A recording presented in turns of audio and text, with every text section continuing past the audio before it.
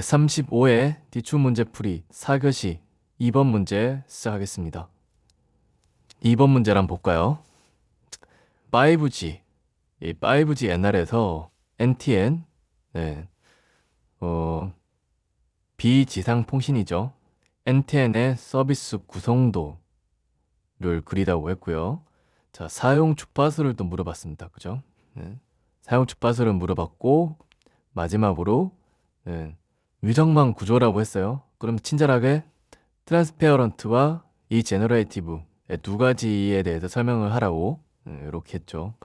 그러면 이 서술형 답안에는 1번 서비스의 구성도, 2번 사용 주파수, 3번 위성망 구조에 대한 이 세 개에 대한 내용을 작성을 해야 됩니다. 일단 개요부터 한번 볼까요? 개요는 여기 5G NTN을 물어봤죠. 그죠? 그래서 자, NTN은 기존의 우리의 이동통신은 지상 기반이었는데 5G부터는 이 지상을 제외한 공중에서도 뭔가 좀 통신이 돼야 되겠다. 그래서 나온 게 NTN이죠. 이 지상 통신을 말하는 거고요. 자, 그래서 NTN은 크게 보면 IoT를 위한 NTN과 우리 5G의 통신을 쪽 지상이 아니라 항공까지 올린 게 이제 5G, NR-NTN 한 두 가지 정도로 구분할 수 있습니다. 그리고 릴리즈 17에서는 LS 대역을 이용하는 주파수 할당에서 LS 대역을 이용해서 NTN 서비스를 하려고 하고 있고요. 자, 그리고 이 NTN을 하는 위성망의 위성 탑재체 구조에는 두 가지가 있죠. 물어봤던 트랜스페어런트와 이 제너레이티브 모드가 있다. 이렇게 개요해서 작성해 주시면 될 것 같습니다. 그래서 5G NTN은 자, 기존의 지상 네트워크를 넘어서서 위성을 이용해서 전 세계 어디에서든지 이동통신을 서비스할 수 있는 이런 통신망을 우리가 5G NTN이라고 하고 있습니다. 뭐 개념도는 이 내용을 잘 이해하셔서 간단하게 그려주시면 될 것 같아요. 자, 5G NTN의 특징은 자, 3D 네트워크이다. 이 3D가 뭐냐? 이제는 가로 세로에 대한 평면이 아니라 위에 높이에 대한 개념이 들어간 거죠. 그래서 이동통신의 마음은 공간적으로 평면적이 아니라 공간적으로 확대를 한 거다. 그리고 그렇게 되고 위성을 이용함으로 인해서 유비쿼터스 언제든지 연결이 가능하다. 어디서든지. 그리고 또 끊김없이 연결이 가능한 게 5G 엔텐의 특징입니다. 자, 그 다음에 여기서부터 답안입니다. 자, 서비스 구동도를 물어봤으니 서비스 구동도에 대해서 작성을 해줘야 되고요. 서비스의 종류는 크게 IoT를 위한 NTN과 5G 서비스를 위한 5G NTN 두 가지로 나누어 있고요. 그리고 IoT NTN 같은 경우는 지금 넓은 커버리지에 또 반대로 속도는 그래 빠르지 않아도 되는, 그리고 다수의 단말들을 서비스할 수 있는 이런 구조이기 때문에 개념대에서 보시듯이 5G NTN 서비스는 IoT NTN 서비스 같은 경우는 이제 GEO 정지궤도 위성을 이용해서 서비스를 하고 있고요. 우리 실제 이동통신 5G를 위한 통신은 5G NTN, 얘는 저궤도 위성을 통해서 서비스를 하려고 하고 있습니다. 그래서 개념도는 자, 정지궤도 위성은 IoT 서비스를 위한 용도고 저궤도 위성 같은 경우는 5G NTN을 위한 서비스다. 이렇게 해서 서비스 종류를 두 개를 구분해주고 개념도를 그려주시고 주요 특징, 이 특징 같은 경우는 말씀드린 앞에 설명드렸던 요 내용이랑 비슷하죠. 이렇게 작성해 주시면 될 것 같습니다. 다음으로 넘어가면 그 다음에 두 번째 물어봤던 게 사용 주파수예요. 이게 참 어렵습니다. 이거 우리가 5G의 사용 주파수까지 이 기술사 공부를 하면서 이거를 외워야 되나, 좀 저도 보면서 좀 많이 어렵다라고 생각했던 부분이고요. 자, 어쨌든 문제도 물어본 거에 대해서는 답을 작성해야 되겠죠. 그죠?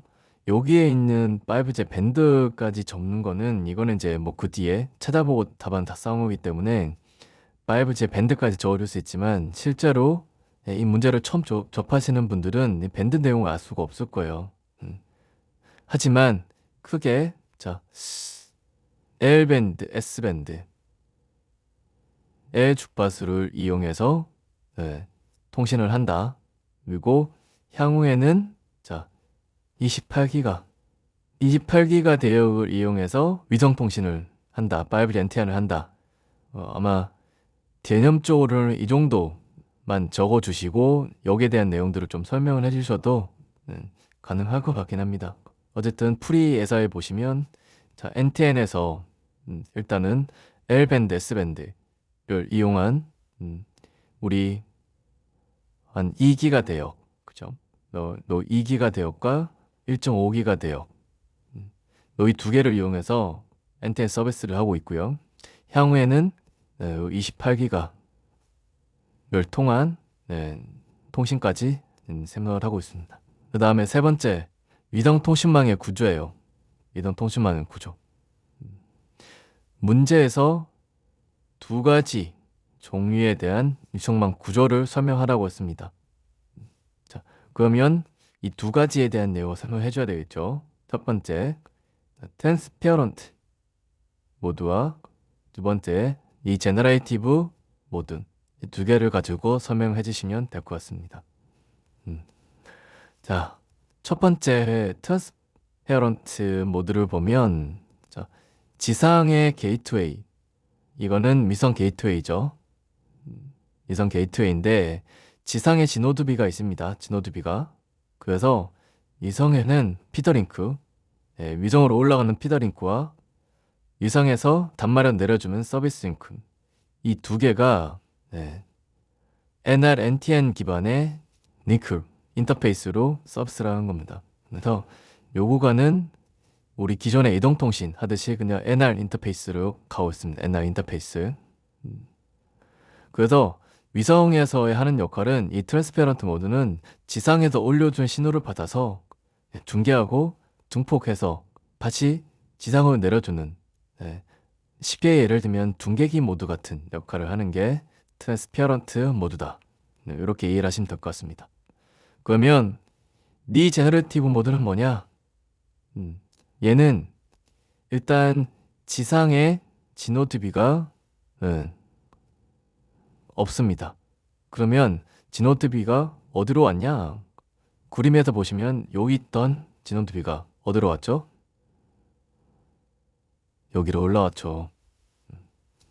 자, 위성 자체가 지노드비 역할을 하는 거예요. 단순히 트랜스페어런트에서는 중계 역할만 했다면 리제너레이티브 모드에서는 위성이 이 지노드비 역할을 한다. 그래서 지상에 있는 이 게이트웨이가 지노드비까지 올려줄 때 여기는 F1 인터페이스인데 실제로 여기에서는 SRI 는 Satellite Radio Interface라는 형태로 위성이